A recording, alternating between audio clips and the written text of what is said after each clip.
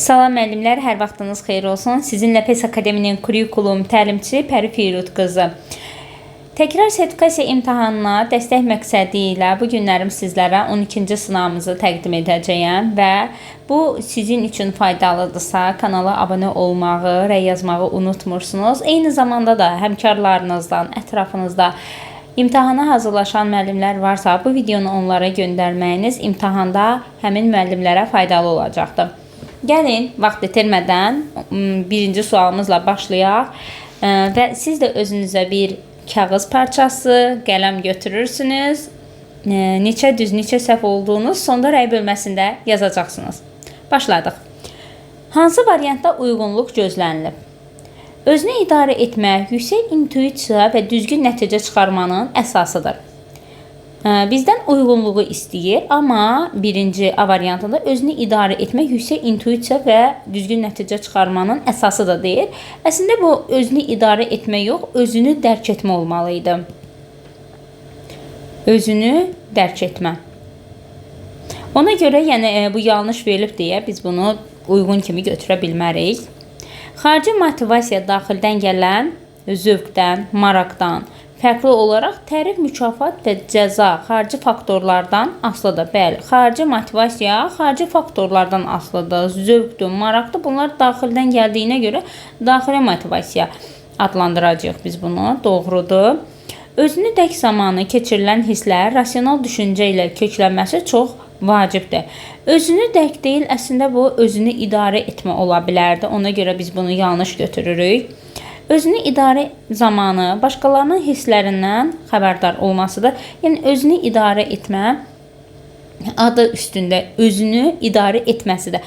Başqalarının hisslərindən xəbərdar olmamız empatiyadır. Yanlışdır bu da.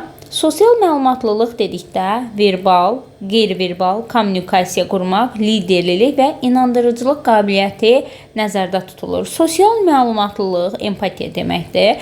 Yəni burada sosial bacarıqlar olsaydı daha doğru olardı. Yanlışdır, verilibdir bu.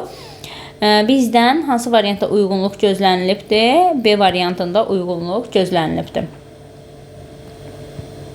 Baxaq ikinci suala. Videonu saxlayaraq sizlər də işləyib daha sonra izahına baxa bilərsiniz. Hansı variant yanlışdır?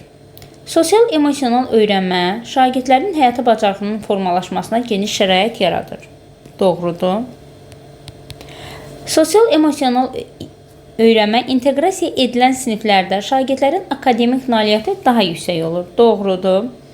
Şagirdlərin səhvlərinə qarşı tolerant münasibət göstərmək şagirdlərin inkişafına qapalı düşüncə tərzinin formalaşmasına gətirib çıxarır.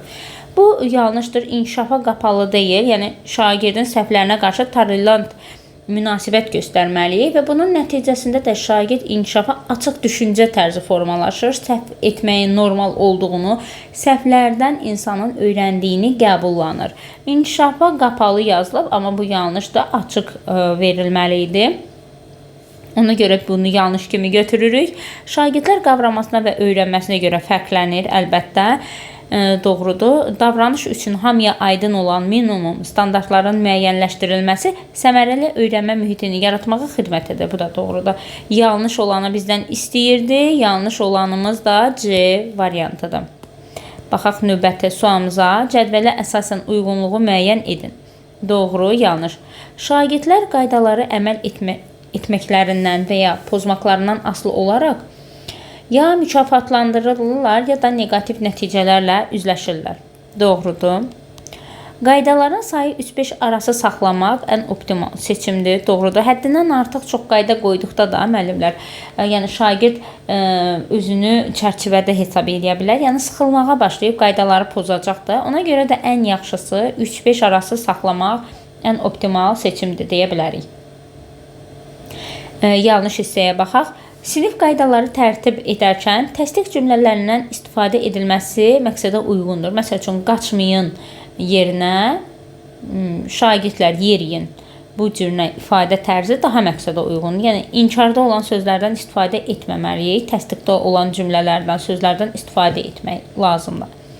Qaydaları tərtib edərkən şagirdlərin də onların tərtibatında iştirak etməsini təmin etmək tövsiyə olunur. Doğrudur. Bizim burada yanlışımız yoxdur. Yəni yanlışın altından ilk olaraq cədvələ əsasən uyğunluğu deyir. Yanlış olmadığına görə 3 və 4 variantlarda seçə bilmərik. Doğrunun altında düzlər olduğuna görə 1 və 2-ni biz seçə bilərik. Cavabımız olacaq A variantı. Baxaq növbəti suala. Videonu bəyənməyi, həmkarlarınızla bölüşməyi unutmursunuz. Baxaq 4-cü suala. Hansı variant doğrudur deyir. Buzqıran şagird və müəllim-şagird, müəllim-valideyn münasibətini tənzimləmək üçün istifadə olunan strategiyalardan biridir. Şagird arasında doğrudur, müəllim-şagird arasında doğrudur. Müəllim-valideyn münasibətində buzqıran strategiyası istifadə olunmur. Yanlışdır. Buzqıran strategiyası daha çox ilin sonunda tətbiq olunur. Sonunda deyil, ilin əvvəlində tətbiq olunur. Yanlışdır. Buzqıran strategiyası həm canlı, həm də distant dərslərdə istifadə etmək olur, doğrudur. Buzqıran strategiyasını həyata keçirmək üçün öncədən planlama olmasa da olar. Yanlışdır. Mütləq şəkildə öncədən planlama etməliyik. Yəni bizə deyir burada planlama olmasa da olar. Yanlışdır bu cümlə. Planlamanı mütləq şəkildə daha öncədən etməliyik. Kommunikasiyanın asanlaşdırması buzqıran strategiyasına aid deyil. Yəni ünsiyyət bacarığının asanlaşdırılması əlbəttə ki, buzqıran strategiyasına aiddir. Amma bizə deyir burada aid deyil. Bu da yanlışdır. Doğru olanı istəyirdi. Doğru olan da C variantıdır. Baxaq növbəti 5-ci suala. Hansı variant yanlışdır? Sinif otağının fəslindən və havanın necə olmasından asılı olmayaraq hər gün səhər və fasilə vaxtlarında havalandırılması şərtdir. Bəli, hər gün səhər və tənəffüs vaxtlarında sinif otağının havalandırılması lazımdır. Partaların U şəklində düzülüşü iştirakçılar arasında üzbəüz qarşılıqlı münasibət və əməkdaşlığı dəstəkləyir. Doğrudur. U şəklində düzülüş belə bir düzülüşdür müəllimlər. Daha sonra partaların dairəvi şəkildə, yəni dairəvi şəkildə belə düzülməsi hər kəsə eyni imkanı yaradır, gücü zəif şagird anlayışını aradan qaldırır, qarşılıqlı ünsiyyət göz təmasını təmin edir. Doğrudur. Ənənəvi sıra düzülüşü layihəni birlikdə həll etməyi, birlikdə öyrənməni, əməkdaşlığı təmin edən ən effektiv formalardan biridir. Əslində bu ənənəvi sıra düzülüşü deyil, qrup şəklində düzülüş verilsəydi daha doğru olardı. Yəni verilən layihənin birlikdə tərtib olunması, birlikdə öyrənməni, əməkdaşlığı təmin edən və eyni zamanda da deyir ən effektiv formalardan biri də qrup şəklində düzülüşə aiddir bu. Bəs ənənəvi sıra düzülüşü nədir? Yəni adi bildiyimiz ənənəvi sıra düzülüşü. Yəni şagirdlər arxaları yoldaşlarına tərəf, üzləri müəllimə tərəf əyləşirlər. Yəni bu adi belə deyim də ənənəvi bildiyimiz sıra düzülüşüdür. Yəni bu yenilik deyil. Dəyirmi masadır, qrup şəklində düzülüşdür, U şəklində düzülüşdür. Yəni bunlar bir o qədər köhnə qaydaya əsaslanmır. Ənənəvi sıra düzülüşü, yəni bunun tarixi çoxdandır deyə, yəni tarixən kollecdə, universitetlərdə geniş formada yayılan düzülüşdür deyə, yəni biz bunu adlandırırıq ənənəvi sıra düzülüşü. Yanlışdır. Sinifdə partaların düzülüşü standart qalmamalıdır. Doğrudur, standart qalmamalıdır. İndi bizdən də yanlışı istəyirdi. Yanlış olan da D variantıdır. Burada ənənəvi sıra düzülüşü deyil, qrup şəklində düzülüş olması daha uyğun olardı. Növbəti suala baxaq. Verilənlər arasında hansı iş üsulu yoxdur?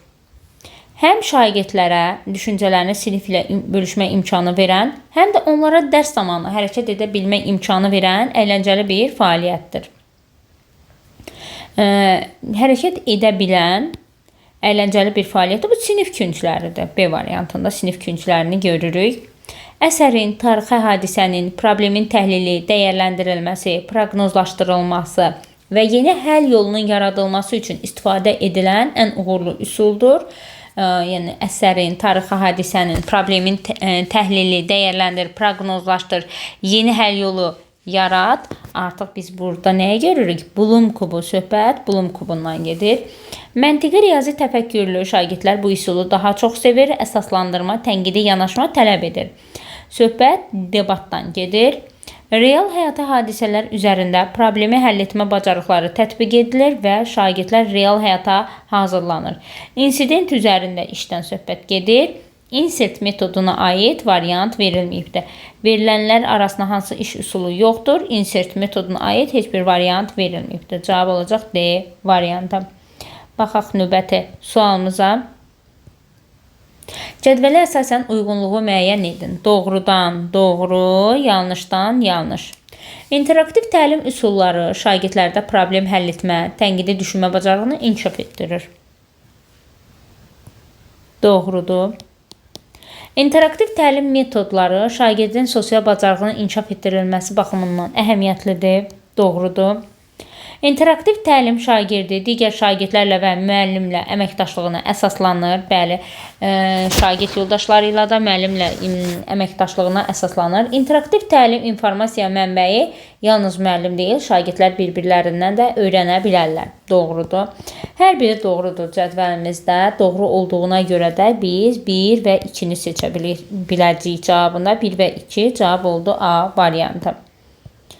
8-ə baxaq. Verilənlərdən biri divergent düşüncə tərzinin xüsusiyyətinə aid deyil. Divergenti belə deyək, yaradıcı düşünən insanın tərzinə aid deyil. Bu düşüncəyə malik olan insanlar problemin həllinə müxtəlif perspektivdən baxırlar. Müxtəlif perspektivdən baxacaqsa, bu divergent düşüncədir. Hər hansı bir problemin həll yolu ilə bağlı alternativ axtarır. Alternativ yenilik axtarırsa divergentdir. Mövcud ideyalar içərisində ən səmərəlisini müəyyənləşdirməklə problemi həll edir. C variantı qalsın. Tez nəticəyə gəlmək qabiliyyəti aşağı olur. Yəni divergentlər yaradıcılıq etdiyinə görə daha dərindən düşünmə aparırlar və tez nəticəyə gəlmək qabiliyyəti aşağı olur. Doğrudur. Əlavə fikir tapmaqda yaxşıdırlar. Doğrudur. Divergent düşüncə tərzinin xüsusiyyətinə aid deyil. Ən səmərəli yolunu müəyyənləşdirməklə problemi həll etməsi konvergentlərə aiddir. Konvergentlərə aid olduğuna görə biz C variantını seçirik. Divergentə aid deyil. Baxaq növbəti 9-cu suala. Valideynlərlə effektiv əlaqə qurulmasına aid deyil. Şagirdlərin davranışı haqqında müəllim mütəmadi olaraq valideynə məlumat verməlidir. Doğrudur. Valideynin, müəllimin hüququdur ki, müəllimin vəzifəsidir ki, valideyni məlumatlandırsın.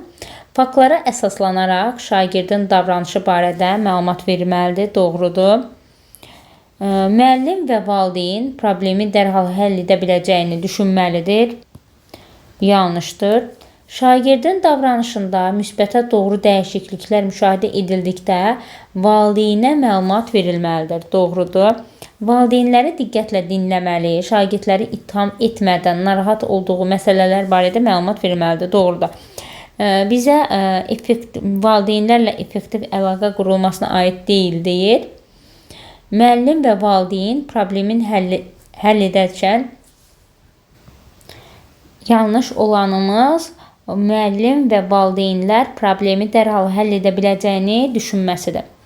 Cavab olacaq, valideynlərlə effektiv əlaqə qurmaya aid olmadı. C variantı. Növbəti sualımıza keçid edək. Növbəti 10-cu və sonuncu sınağımız.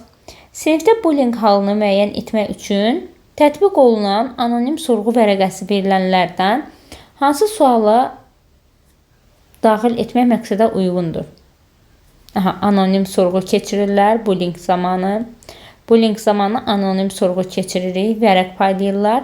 Hansı sualları daxil etməyə məqsədə uyğundur deyir bizə. Baş verən hadisələrdən valideyn xəbərdardırmı? O sənə qarşı tez-tez kobudluq edirmi? Onun belə etməsinə səbəb nə olacaq? Nəsə eşitmisənmi? Sizcə sizin münasibət yaxşılığa doğru dəyişə bilərmi? Yəni bizə anonim sorğu keçiririk. Anonim sorğuda şagirdə necə sual verə bilərəm? Baş verən hadisə valideynindən xəbərdardırmı? Bu aid deyil. O sənə qarşı tez-tez kobudluq edirdi. Aiddir. Onun belə etməsinə səbəb olacaq nəsə etmisənmi? Aiddir bu da. Sizcə sizin münasibət yaxşılığa doğru dəyişə bilərmi? Artıq bu Lincolnu müəyyən etmək üçün anonim sorğu sualına aid edə bilmərik. 5-i də çıxdıq, 1-i də çıxdıq. Əslində burada 4 olmalıydı. Sadəcə olaraq yəqin diqqətsizlikdən 5 qeyd olunubdur. 2 və 3-ü qeyd edə bilərik. 2 və 3 variantlarda D variantındadır. Sualın cavabı olacaq D variantı. Bu qədər müəllimlər. Növbəti sınaqlarda görüşənədək neçə düz, neçə səhviniz olduğunu mütləq rəy bölməsində bildirin. Sağ olun, salamat qalın.